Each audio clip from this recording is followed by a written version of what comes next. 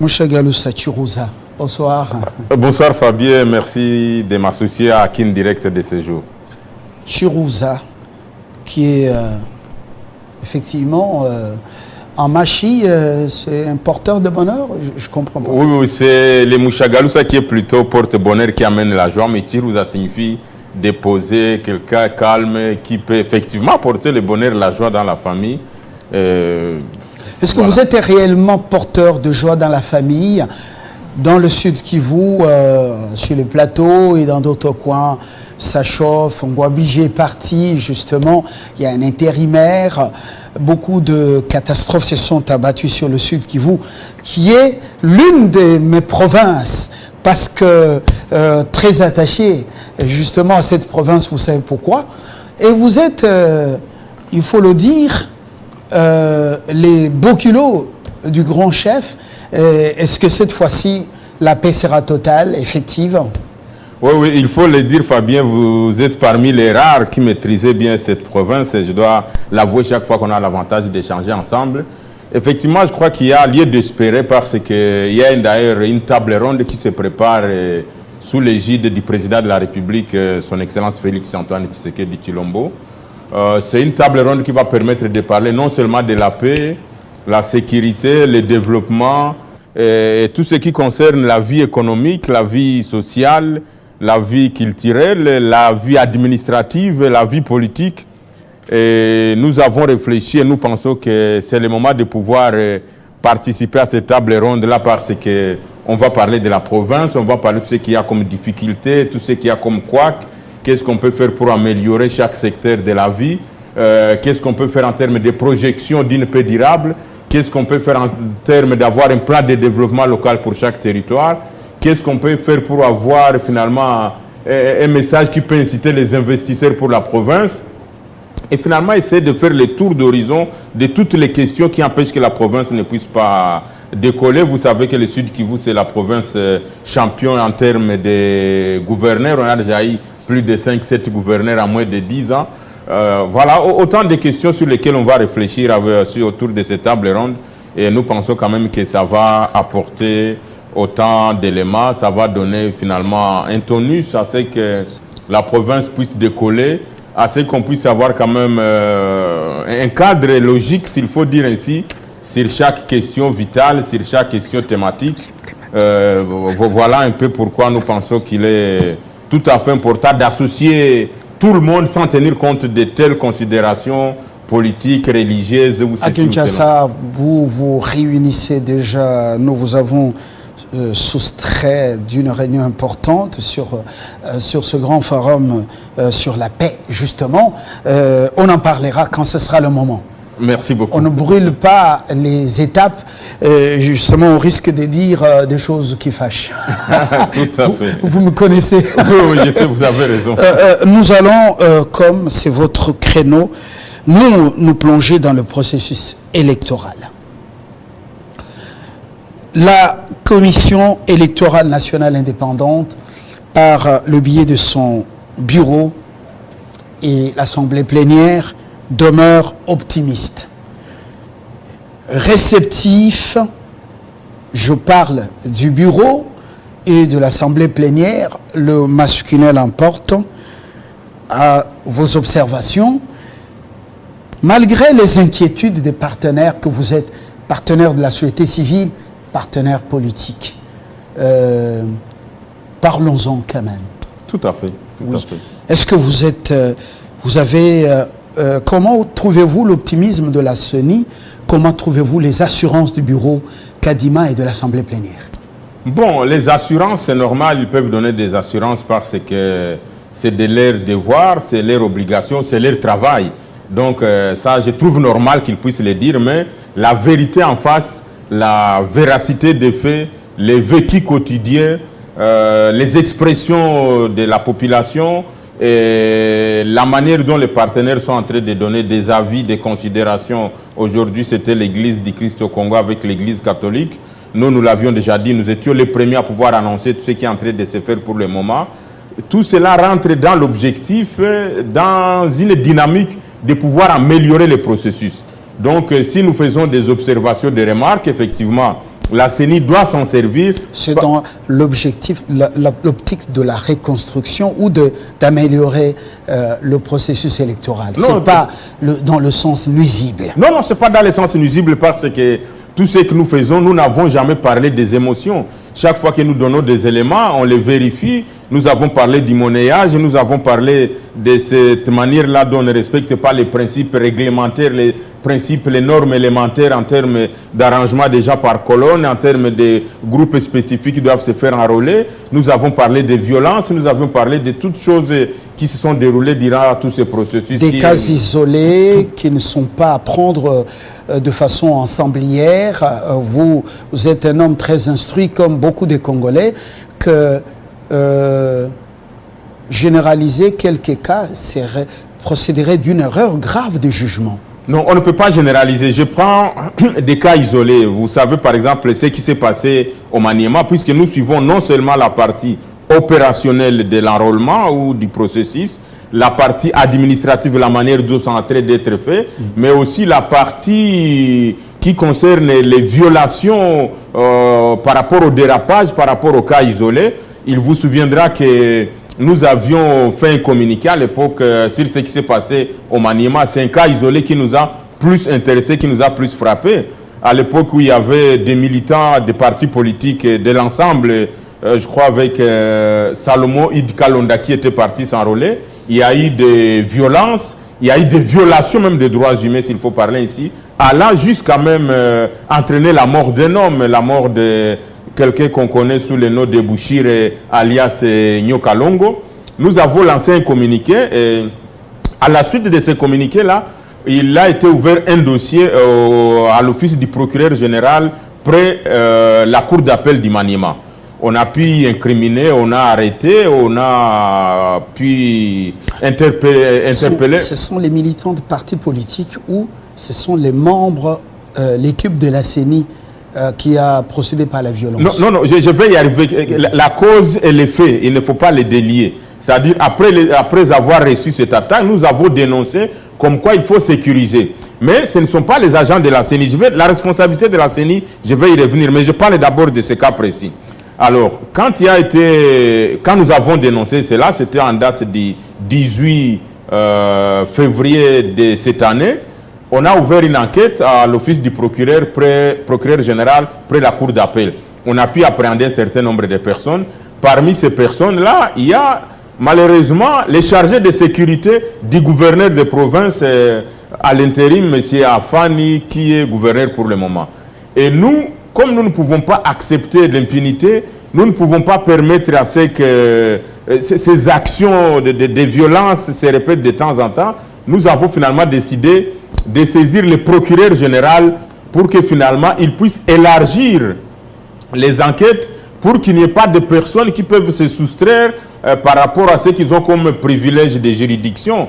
Étant donné que le gouverneur de province a été cité et tant d'autres, il n'y a que le procureur général près la cour près la cour de cassation ici qui peut élargir les enquêtes et finalement qu'on puisse savoir les vrais commanditaires, les acteurs et les auteurs de ces violences-là.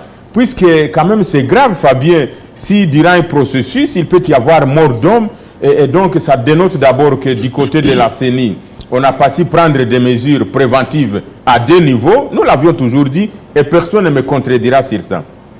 La sécurité électorale, combien de réunions la CENI a tenu avec les conseils de sécurité provincial pour leur dire, pendant la période de l'enrôlement, voici les normes, voici ce qu'il faut suivre.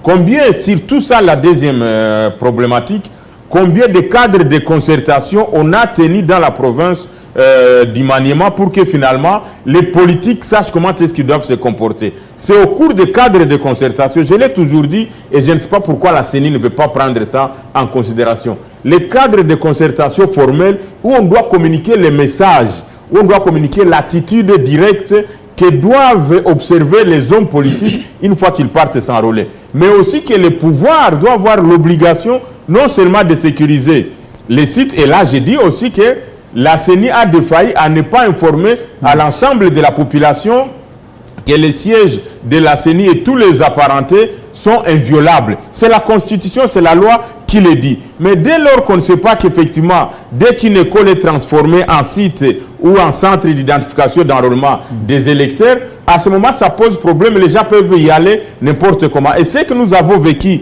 à Kindu avec la mort de M. Bouchir, connu alias Nyokalongo, c'est un cas qui illustre, raison pour laquelle nous avons voulu faire cette dénonciation qui avait été précédée par un communiqué de presse, une dénonciation auprès du procureur général pour la Cour de cassation que nous avons déposée aujourd'hui, pour non seulement permettre à 3 niveaux d'abord, qu'il n'y ait plus de gouverneurs, qu'il n'y ait plus des autorités qui vont s'impliquer dans des violations graves lors de l'opération de l'identification et l'enrôlement des électeurs. Là, d'ailleurs, la CENI devrait ou doit nous féliciter parce que nous venons de faire un travail que la CENI devrait faire en termes d'alerte, en termes de la prévention, pour qu'on ne puisse pas finalement ouvrir un champ libre à l'impunité. Et puisque ça va permettre de freiner ceux qui peuvent encore s'aventurer sur ce chemin-là, d'organiser des groupes ou de manipuler des jeunes pour aller mener des désordres, pour s'attaquer aux autres partis politiques, pour s'attaquer aux autres requérants, pour s'attaquer aux... Est-ce que le problème ne se pose pas au niveau de l'éducation civique et électorale des membres des partis politiques? En quoi est-ce que la CENI est-elle concernée à ce niveau-là? Effectivement, vous, Fabien, vous êtes devenu aussi, je crois, un expert électoral parce que je venais de parler d'abord de la responsabilité en termes de la sécurité électorale. Il y a le deuxième pilier, c'est l'éducation civique et électorale, effectivement. L'éducation civique et électorale doit servir d'un pilier en termes de faire passer l'information, en termes de la communication, en termes de l'éducation, même en termes de la sensibilisation. Si on a ces 3 piliers, l'information, l'éducation et la communication électorale, tout cela rentre dans l'éducation civique électorale. Mais s'il y a un déficit de ce côté-là, vous êtes en train de me rejoindre en disant cela, s'il y a un déficit de ce côté, effectivement, et les militants des partis politiques, et les gouvernants, parce qu'ils doivent avoir sur l'obligation, peut-être que le chargé de sécurité du gouverneur de province du Maniema n'a pas été informé, n'a pas su que les sièges ou les endroits identifiés déjà comme faisant partie intégrante des bâtiments ou des annexes de la CENI sont inviolables. Peut-être qu'ils ne s'aventurieraient pas à aller là-bas et entraîner autant de jeunes qu'on a vus qui sont partis attaquer les requérants du parti de l'ensemble. Deuxième chose, si peut-être au cours des cadres de concertation ou dans l'éducation civique électorale, on avait pu organiser ça avec les conseils de sécurité, les gouverneurs auraient dû avoir l'obligation d'anticiper sur la sécurisation de ces sites-là. Et donc, les gouverneurs ne peuvent pas ne pas être informés de tout ce qui s'est passé à 2 niveaux. L'enrôlement, permettez Fabien, oui, se déroule dans la ville où il est basé, où il est présent. Deuxième chose, les agents qui sont commis à sa sécurité sont déployés, on les retrouve à ce moment-là.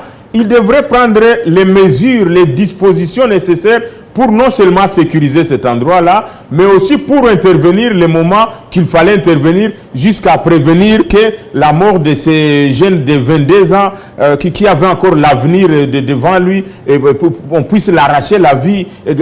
C'est inadmissible. De manière brutale. Alors, l'éducation civique et électorale qui devrait être permanente ou ponctuelle au niveau des formations politiques, est-ce qu'elle doit faire partie des sujets ou des matières à traiter dans le cadre des concertations, Commission électorale nationale indépendante et partenaires, c'est-à-dire société civile ou formation politique? Absolument, absolument. Et je rappelle ici que nous avons la chance, la RDC, nous sommes très forts dans les imaginations, dans les innovations. Je dois rappeler qu'il existe des commissions permanentes en termes d'appui à l'élection. Il y a la commission d'intégrité et de médiation électorale. Qu'on appelle CIME. CIME, effectivement. Elle est toujours opérationnelle. Oui, elle est toujours opérationnelle. Avec des pasteurs qui sont aussi en conflit entre eux pour prendre la direction de certaines structures ou de plateformes religieuses. Voilà, et donc, C'est une commission qui devrait nous guider, qui doit guider la CENI, qui doit aider la CENI à ce qui est l'éthique, à ce qui est l'intégrité, effectivement, du processus. C'est cette commission-là qui doit jouer ce rôle. Et cette commission doit être en consultation permanente. Non seulement sa consultation doit graviter autour de l'institution CENI, mais aussi avec les politiques et toutes les parties prenantes pour que finalement on puisse nettoyer tout ce qui peut entacher, tout ce qui peut être nauséabond par rapport au processus. Ça, c'est le travail de la CIME. À côté de la CIME, il y a une commission CER qu'on appelle la commission d'éducation civique électorale et du ciel, qui regroupe l'ensemble de tous les opérateurs électoraux en termes des acteurs sociaux, des acteurs majeurs de la société civile, et qui est piloté aujourd'hui par mon frère, par un ami, Maître Carlos Moupili. Et d'ailleurs, c'est cette commission-là qui a fait proposer notre collègue Gérard Bissambo à la CENI. Et donc, voilà. Mais malheureusement, cette commission-là, aujourd'hui, on ne sent plus que cette commission existe tout simplement parce que la CENI, l'équipe de Kadima, a décidé de zapper les deux commissions. Donc, on ne comprend pas. Si ça, c'est vraiment une décision, vous le confirmez? Non, je le confirme. Alors, permettez. En dehors d'être coordonnateur du panel des experts de la société civile, dans les 10 je suis le coordonnateur chargé de l'observation électorale. Et donc, on ne nous a jamais associés dans autant de cadres de concertation pour qu'on discute. Même vous savez, Fabien, les matériels, les affiches qui doivent véhiculer les messages, c'est vrai, ça doit être par la CENI, mais c'est la commission qui doit proposer ça. Et en fait, les supports là doivent être... Mais on ne voit pas tout ça. Chirouza, est-ce que, au niveau de vos analyses à la société civile, est-ce que vous savez aussi que nos mentalités posent problème? Et les acteurs politiques, et l'élite, et la masse, se faire enrôler ou s'enrôler, est-ce que ça devait susciter un tel engouement et un accompagnement, mobilisation, louer fanfare, qu'on chante pour vous et que ça soit un spectacle comme celui auquel on assistait quand même tout ce temps depuis que les opérations d'identification d'enrôlement ont commencé? Non, disons clairement, Fabien. Soyons lucides et puis soyons objectifs. Vraiment très lucides, très objectifs et très rationnels. La faute principale, vraiment, je pèse bien les mots, c'est scientifique, c'est vérifiable, incombe à la CENI. Aujourd'hui, la commission diocésaine de justice et paix, la commission de l'ECC viennent de l'éprouver. Contrairement aux autres cycles passés, on sait quand même que les gens, s'ils doivent aller se faire enrôler, ils doivent s'aligner, il doit y avoir la ligne qui prend les hommes, la ligne qui prend les femmes, et à la limite, on peut innover dans des pays de la SADC, on a innové la ligne des personnes vulnérables, c'est-à-dire les femmes enceintes, les femmes qui allaitent, les personnes vivant avec handicap, et d'autres catégories spécifiques. Si on avait donné cette information, c'est là où nous sommes en train de dire de l'éducation civique. Mais la CENI, mon frère, n'a pas fourni ses efforts.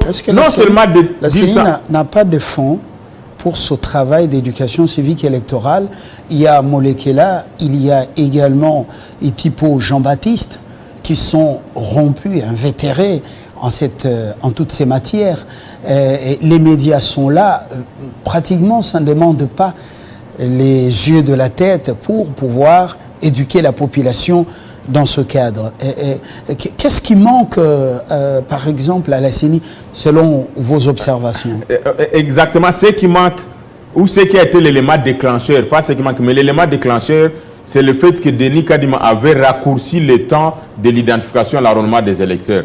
Ça veut dire que, en raccourcissant le temps, disant qu'on va le faire pendant 30 jours, tout le monde s'est précipité pour aller se faire enrôler pour obtenir la carte. C'est ça le premier élément. Si les gens savaient... Une opération accompagnée d'une pré-campagne électorale, le spectacle était quand même désolant. Et là, permettez, je l'ai déjà dit, je crois, sur ce plateau ou sur un autre plateau, je vais citer un éminent professeur congolais, le professeur Jean-Louis Essambo, quand il nous enseignait à l'EFEAC, l'école de formation électorale en Afrique centrale, il nous avait dit clairement que les candidats ou les requérants ou un politique qui s'est fait accompagner en termes d'une pré-campagne électorale, s'il faut dire ainsi, si on documente cela, si on fait le monitoring, ce candidat est susceptible d'être pas invalidé mais de ne pas être enregistré comme candidat à n'importe quel scrutin auquel il va souscrire. Je ne sais pas si je me fais comprendre. C'est-à-dire que s'il y a des gens qui font la pré-campagne avant, même pendant cette période, même pendant la période des élections, la CENI a les prérogatives, la CENI a le droit de ne pas recevoir les candidatures lors de l'installation des BRTC, des bureaux de réception et de traitement des candidatures. Si cette information... Avez-vous documenté cela? Avez-vous fourni des éléments à la CENI dans ce sens-là? Vous, on peut dire la sentinelle du processus électoral. Oui, mais malheureusement, la CENI est censée connaître ça. Et la CENI devrait vulgariser cela dans les cadres de concertation CENI-parti politique. Si on avait, je peux poser la question, les jours que vous aurez l'occasion de les recevoir, prière de poser la question de ma part. Combien de cadres de concertation ils organisaient avec les hommes politiques?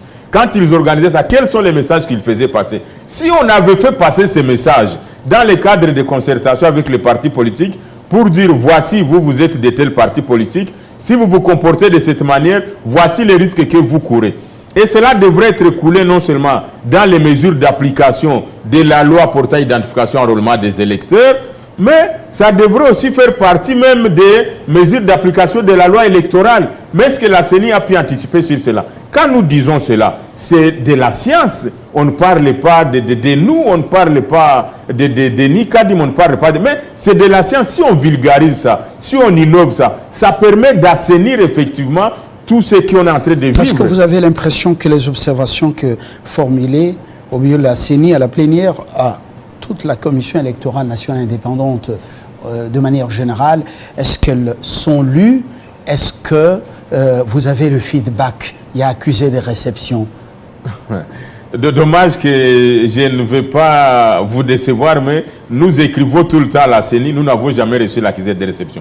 Le problème des gens qui sont, ou mes frères, mes collègues sont à la CENI, ils pensent quand on fait des observations, quand on amène des critiques constructives, quand on fait des suggestions, on pense qu'on est contre eux. Pourtant, la réalité est en train de les attraper. Nous avons parlé du monnayage. Aujourd'hui, au Nord Kivu, ce qui se passe là, ça va au-delà de tout entendement. Ce qui se passe au Katanga, les gens se réveillent à 4 h du matin pour aller se faire enrôler. Vous voyez des mamans qui viennent même avec des enfants, croyant qu'on va avoir pitié de ces mamans-là pour les faire passer. Et c'est de leur droit d'ailleurs. Je viens de dire les catégories de personnes spécifiques à qui il faut donner des privilèges. Malheureusement, la CENI ne fournit aucun effort pour pouvoir améliorer cela. Et c'est ce qui nous déçoit de plus en plus. Et là, il faut vous remercier, il faut féliciter Télé 50 qui nous donne des moments pareils. Effectivement, j'en profite pour faire des remerciements ou des encouragements à Jean-Marie Kassamba pour cela. Il faut que la CENI comprenne tout ce qu'on est en train de dire, tout ce que nous avons dénoncé dès le départ. Et ils ont eu l'avantage et la chance parce qu'ils ont commencé par leur opérationnel A01 et nous avons fait les rapports à mi-parcours que nous les avions donnés. Toutes les 14 considérations que nous avons soulevées, jusque-là, certainement qu'il y a certaines améliorations, mais l'ensemble de ceux qui choquent la population et ceux qui commencent même à dire ou à demander aux politiciens de proposer qu'on puisse reprendre tous les processus, c'est parce que seulement la CENI n'a pas su suivre ça. Est-ce que il n'y a pas déficit de crédibilité du travail que vous faites en tant que panel d'experts de la société civile spécialisé dans le domaine électoral? Est-ce qu'il n'y a pas déficit de crédibilité, tout simplement parce que il y a, à un moment donné, quand il y a trop de critiques négatives, on a tendance à vous coller l'étiquette d'une société civile proche du FCC qui boycotte le processus électoral et surtout l'enrôlement des électeurs. Est-ce que c'est pas ça le problème? Non, personnellement, je n'ai jamais été d'accord avec non, je dis, est-ce que c'est... Oui, bon, peut-être, mais je suis habitué à ça. Et la société civile dans l'ensemble, on est habitué à ça. Je l'ai déjà explicité plusieurs fois. Dans un environnement politique où il y a, comment il faut dire, une triangulation de positions, vous avez la majorité d'un côté, vous avez l'opposition de l'autre côté, vous avez ceux qui sont supposés être neutres de l'autre côté. Si vous prenez une position qui ne rencontre pas l'essence, qui ne rencontre pas l'odeur, qui n'est pas en sainteté avec tel camp, on va facilement vous accuser de rouler pour l'autre camp. Mais ce qui est important, c'est que nous... Il y a quand même des formations politiques qui étaient il n'y a pas longtemps dans l'Union sacrée et qui sont sorties, mais qui sont allées tout de même s'enrôler au milieu des critiques acerbes, au milieu d'une diatribe. Donc, comme on dit au centre du pays, Madilo Akabwa ou Dilamoukwata, c'est-à-dire vous critiquez les opérations, mais vous y allez quand même.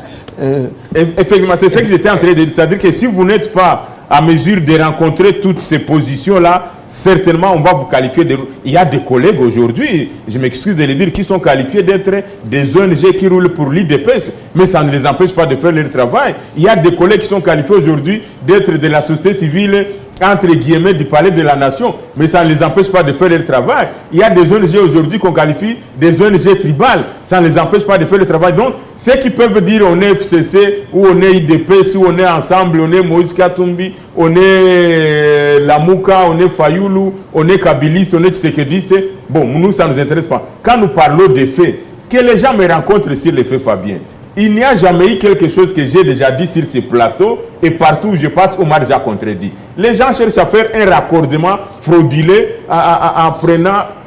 Donc voilà un peu. Et donc nous, ça ne nous empêche pas, comme nous venons de le dire, de continuer le travail, justement. Sur ça, si vous permettez que je rappelle vraiment les noms de la personne qui a connu la mort en Maniema. Donc il s'agit de monsieur Bouchiri Tambo Charles, alias Senyo Kalongo. Quand nous disons que cette personne a perdu la vie, qu'on nous prouve le contraire. Quand nous disons que monsieur Yuma Koko, qui est le chargé de la sécurité de l'actuel gouverneur ad intérim du Maniema, Afan Idrissa Mangala, qu'on nous montre le contraire, qu'on nous rencontre sur ces faits. Alors, et notre objectif, c'est de prévenir, Fabien, que des choses pareilles ne se répètent plus, que d'autres gouverneurs, que d'autres personnes qui sont investies par le pouvoir d'État puissent prendre des dispositions pour qu'on permette à ce que finalement on puisse respirer la beauté de la démocratie. Et nous, comme société civile, on va amener seulement de l'huile et du carburant pour que les choses marchent. Merci beaucoup. C'est votre droit de faire le suivi de tout ça, le monitoring, de faire des observations et même de critiquer. La critique n'est pas mauvaise, surtout quand elle apporte des améliorations. C'est un processus électoral congolais. Il est le vôtre, il n'est pas européen.